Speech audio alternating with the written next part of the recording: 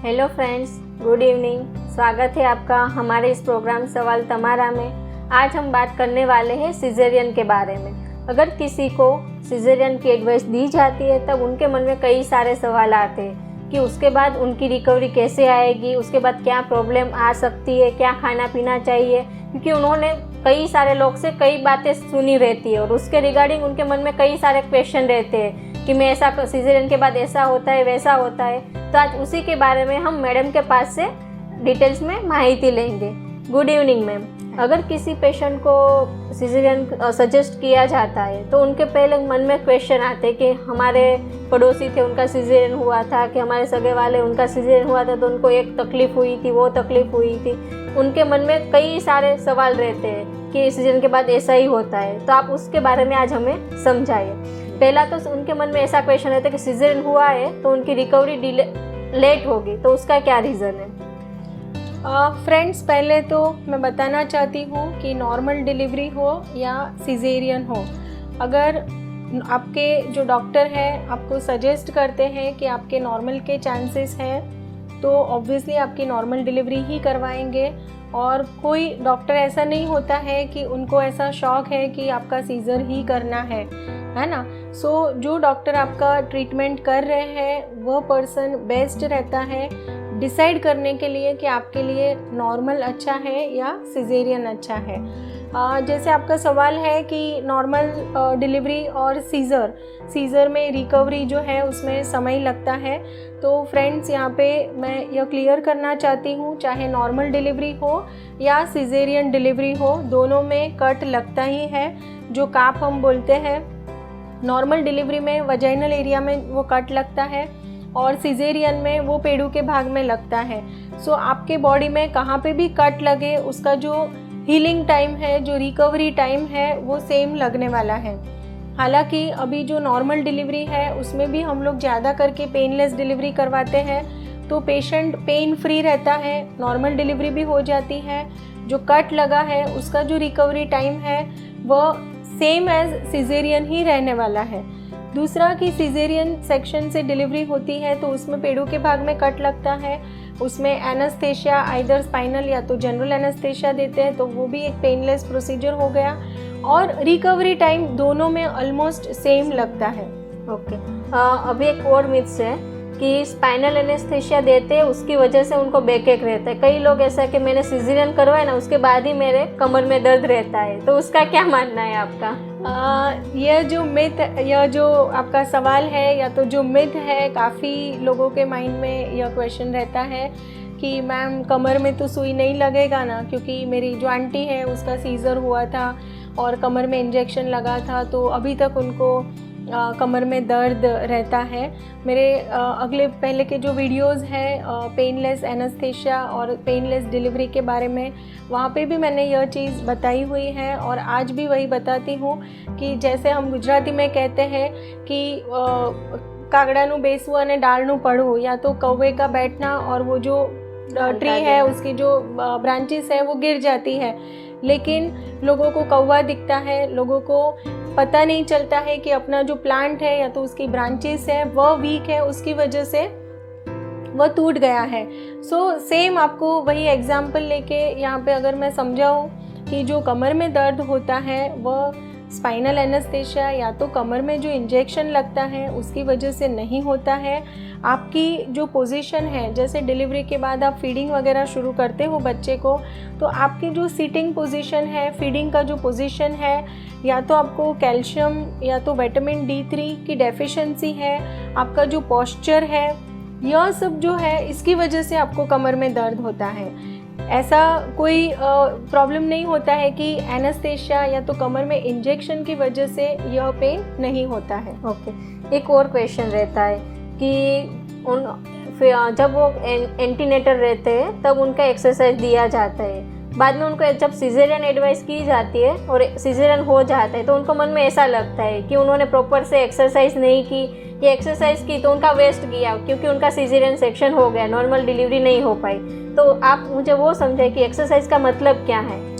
बहुत ही अच्छा सवाल है कि exercise, role of exercise for the pregnant mother's.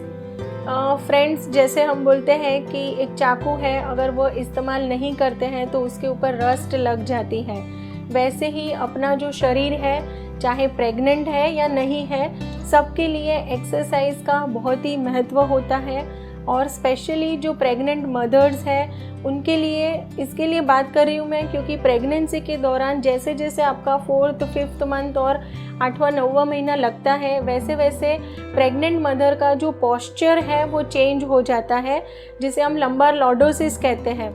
तो इसकी वजह से उनको जो कमर के बैक के जो मसल्स रहते हैं उसके ऊपर स्ट्रेचिंग इफ़ेक्ट आता है, और यदि वह एक्सरसाइज वगैरह करते हैं तो यह जो मसल है उनके वो स्ट्रॉन्ग बन सकते हैं।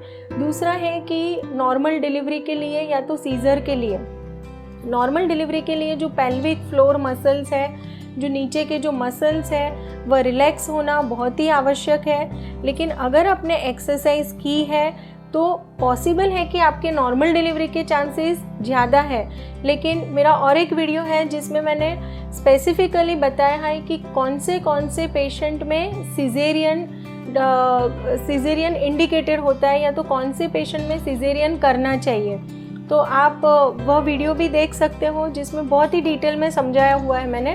तो अगर आपने एक्सरसाइज की है लेकिन डिलीवरी के समय अगर बच्चे को सांस लेने में तकलीफ़ हो रही है, या तो बच्चे के आजू बाजू पानी कम हो गया है, या तो बच्चे ने अंदर पॉटी कर लिया है, और ऐसे कोई संजोग में आपको अगर सिजेरियन की एडवाइस देते हैं आपके डॉक्टर, तो आपको ऐसा नहीं सोचना चाहिए कि मैंने एक्सरसाइज किया था फिर भी मेरा सिजेरियन हुआ।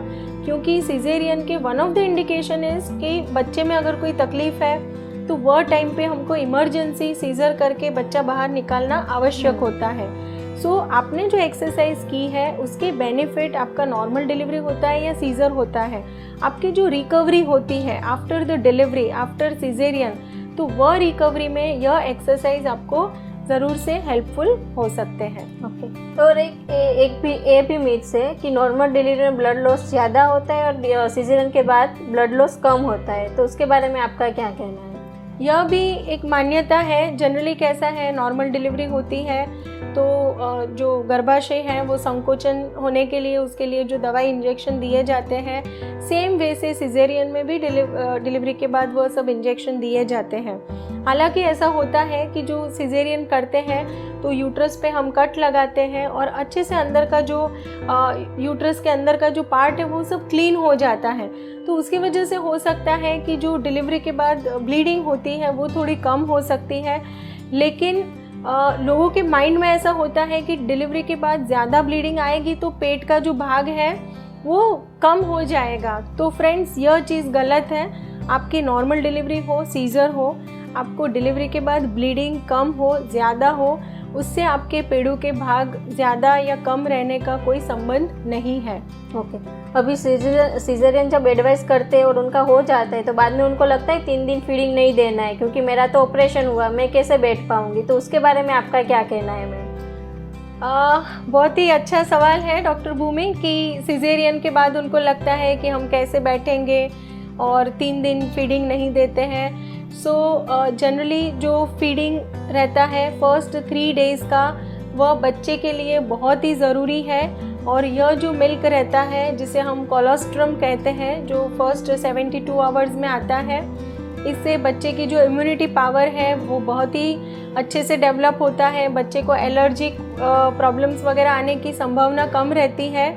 और आपका नॉर्मल डिलीवरी हो या सीज़र हो, जनरली हम लोग within half an hour to 1 hour माँ को प्रोत्साहित करते हैं कि आपको बच्चे को ब्रेस्ट फीडिंग के लिए लेना ही है। और काफ़ी पेशेंट ऐसे भी बोलते हैं कि माँ ने कुछ खाना नहीं खाया है तो उसको मिल्क कैसे आएगा। तो फ्रेंड्स, ये बहुत ही गलत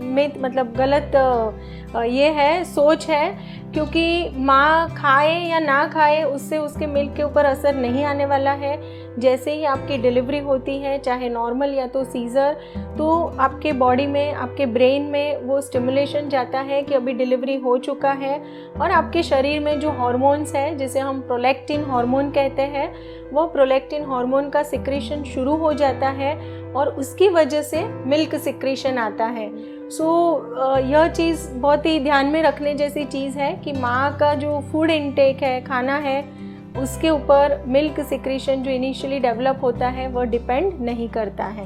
ओके, सिजेरियन के कितने समय के बाद उनको फर्स्ट मोबिलाइजेशन करना चाहिए? क्योंकि हमारा एक पेशेंट था जिनको हमने 24 घंटे के बाद बोला कि आप घूम फिर सकते हो, तो उन्होंने मना कर दिया। वो मैडम की राह पर रहे कि नहीं, मेरी फ्रेंड तो 1 हफ्ते के बाद चली थी तो मैं भी 1 हफ्ते के बाद ही चलूँगी। तो आपका क्या कहना है उसके बारे में? कोई भी ऑपरेशन होता है जनरली जितना मोबिलाइज फास्ट होते हैं पेशेंट, जितना बेड से नीचे जल्दी उतरता है, जैसे उसके एनेस्थेशिया की इफ़ेक्ट चली जाती है, उसके बाद जनरली हम लोग 6 to 8 आवर्स के बाद पेशेंट को मोबिलाइज करने की एडवाइस देते हैं। और जितना आप मोबिलाइज होते हो उतना आपको खुद को भी अच्छा महसूस होता है और आपका जो रिकवरी रहता है वो बहुत ही फास्ट होता है। शायद पहले लोगों के माइंड में ऐसे था कि इवन सिजेरियन के टाइम 7 से 10 दिन हॉस्पिटल में रुकते थे और हॉस्पिटल में वो लोग को ऐसा लगता था कि कंप्लीट रेस्ट करना है, मतलब नीचे भी उतरना नहीं है। तो यह सब बहुत गलत फहमी है और बहुत गलत, मतलब ये सब मिथ्स है। तो हम कोशिश करेंगे कि आपके माइंड में भी अगर ऐसे कोई मिथ्स या सवाल है तो आप ज़रूर से कमेंट बॉक्स में लिखें कि हम यह सब सवाल को सॉल्व कर सके। ओके, और सिजेरियन डिलीवरी हुई है तो उसके कितने समय के बाद उनको ब्रेस्ट फीडिंग शुरू करवा देना चाहिए बच्चे को? सिजेरियन हो या नॉर्मल हो, within half an hour to 1 hour के बाद ब्रेस्ट फीडिंग शुरू करना चाहिए। ओके, और एक ये भी सवाल है कि अगर उनका सिजेरियन हो रहा है तो कब उनको स्पाइनल एनेस्थेशिया दिया जाएगा और कब जनरल एनेस्थेशिया दिया जाएगा? जनरली हम लोग जो प्रीफर करते हैं वह है स्पाइनल एनेस्थेशिया। जो बैक अपने जो स्पाइनल कॉर्ड रहता है उसमें 2 हड्डी के बीच में यह इंजेक्शन दिया जाता है। So we prefer spinal anaesthesia क्योंकि उसमें नाभि के जो नीचे का भाग है उतना ही एनेस्थेटाइज्ड किया जाता है। लेकिन अगर कोई पेशेंट है कि जिसमें ब्लड प्रेशर का प्रॉब्लम है या तो कार्डियक पेशेंट्स वगैरह रहते हैं, सो कभी कभी ऐसा होता है जैसे पेशेंट है जिसको कन्वल्जन आए हैं, एक्लेम्सिया है, प्री एक्लेम्सिया है, ऐसे पेशेंट में जनरली जनरल एनेस्थेशिया प्रेफर किया जाता है। सिजेरियन डिलीवरी हुई है तो उसके बाद उनको खाने पीने में क्या ध्यान रखना चाहिए? क्योंकि कई लोग ऐसा बोलते हैं कि हमें घी खाने से मना कर दिया है, दूध खाने से मना कर दिया, तो उनको क्या ध्यान रखना है?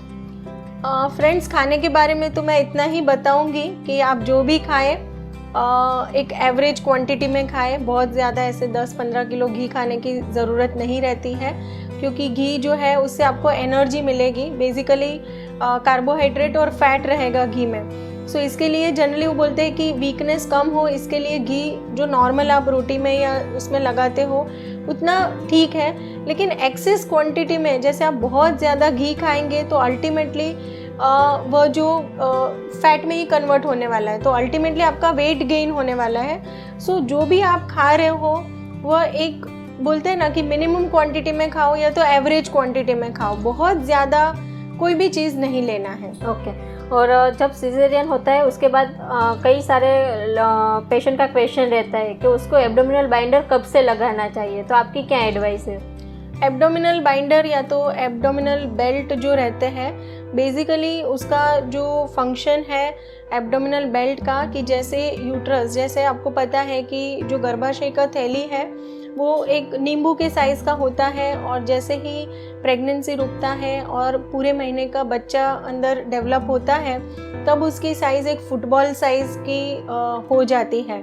सो नॉर्मली क्या होता है कि जो एब्डोमेन के जो मसल्स रहते हैं तो वो मसल्स जो है अगर वीक है, आपने रेगुलर एक्सरसाइज वगैरह नहीं किया है तो उसके बीच में गैप आ जाता है जिसे हम एब्डोमिनल मसल वीकनेस कहते हैं, डाइवरिकेशन ऑफ रेक्टाई कहते हैं। तो यह जो बेल्ट है उसका फंक्शन ये है कि आपकी जो मसल वीकनेस है उसको स्ट्रॉन्ग बनाने के लिए, क्योंकि काफ़ी पेशेंट आते हैं कि मैम बेल्ट पहना तो पेट अंदर चला जाएगा या तो पेट ज़्यादा बाहर नहीं रहे, उसके लिए हमें क्या करना है। जैसे आज ही सुबह में ओपीडी में पेशेंट आया था, उसके डिलीवरी को 8 दिन हुए हैं, बोल रहा है कि मैडम मेरा पेट बहुत बाहर दिख रहा है तो मैं क्या करूं। सो फ्रेंड्स, बहुत ही क्लियर करना चाहती हूँ मैं यहाँ पे कि जब भी आपकी डिलीवरी होती है जो यूट्रस मैंने बताया कि नींबू के साइज़ से फुटबॉल साइज़ का हुआ है, उसको बैक टू नॉर्मल साइज़ आने के लिए मिनिमम 6 हफ्ते से 2 महीना लगने वाला है। 8 दिन में इतना बड़ा यूट्रस नॉर्मल साइज़ में नहीं आने वाला है। ऑब्वियसली आपका पेट थोड़ा सा तो बाहर दिखने वाला है और मेन जो है कि काफ़ी लोग वो साड़ी का ये बांधते हैं, दुपट्टा बांधते हैं या तो ऐसे एब्डोमिनल बेल्ट वगैरह यूज़ करते हैं। आप एब्डोमिनल बेल्ट वगैरह यूज़ कर सकते हो आपकी जो कमर है, आपके जो बैक मसल्स है उसकी स्ट्रेंथ के लिए, और एब्डोमिनल वॉल मसल की स्ट्रेंथ के लिए। वो पेट अंदर डालने के लिए बेल्ट नहीं रहता है। ओके, आप एक कॉस्मेटिक सर्जन भी है, तो मेरा एक और सवाल है कि उनके 3-4 महीना, 6 महीने, 1 साल हो जाते हैं, पर उनका जब टमी बाहर रहता है तो उनके लिए वो बोलते हैं कि इसके लिए कोई सर्जरी आती है कि नहीं। तो एक सवाल था कि वो मैं आपसे पूछूं कि उसके लिए कोई सर्जरी है कि नहीं। यस, जो टमी बाहर रहता है या तो लैक्स हो जाता है, बेसिकली जो एब्डोमिनल वॉल जो है वो बहुत ही लूज़ हो जाती है, लैक्स हो जाती है, उसके लिए जो सर्जरी होती है जिसे टमी टक सर्जरी कहते हैं। और ऑर्किड हॉस्पिटल में being a cosmetic gynaecologist we are performing tummy tuck surgery also. Okay, so friends, आपकी नॉर्मल डिलीवरी होती है या सीज़र होता है, उसका डिसीजन आपके जो ट्रीटिंग डॉक्टर्स हैं उनको लेने दीजिए। और आपके माइंड में कोई क्वेश्चंस वगैरह है, मेजॉरिटी हमने कोशिश की है, लेकिन अगर आपको इस रिलेटेड नॉर्मल डिलीवरी, सीज़र या तो गायनेक रिलेटेड, इनफर्टिलिटी रिलेटेड कोई भी क्वेश्चंस हैं तो आप कमेंट बॉक्स में लिख सकते हैं। और हमारे जो नेक्स्ट वीडियोज़ रहेंगे उसमें आपके सवाल के जवाब के साथ हम आएंगे। तो फ्रेंड्स, आज हमने सीजरियन डिलीवरी के बारे में आपके जो कई सारे सवाल है उसके बारे में मैडम से डिस्कस किया है, और मैडम के नॉर्मल डिलीवरी और सीजरियन के ऊपर कई सारे वीडियो है, तो वो भी आप देख सकते हो। और इसके रिगार्डिंग आपके कोई क्वेश्चन है या आपके नियर डियर के कोई क्वेश्चन है तो कमेंट बॉक्स में लिख दीजिए। तो उसी के साथ हम नेक्स्ट वीडियो लेके आएंगे। तो देखते रहिए हर बुधवार को रात को 8 बजे सवाल तमारा। Thank you.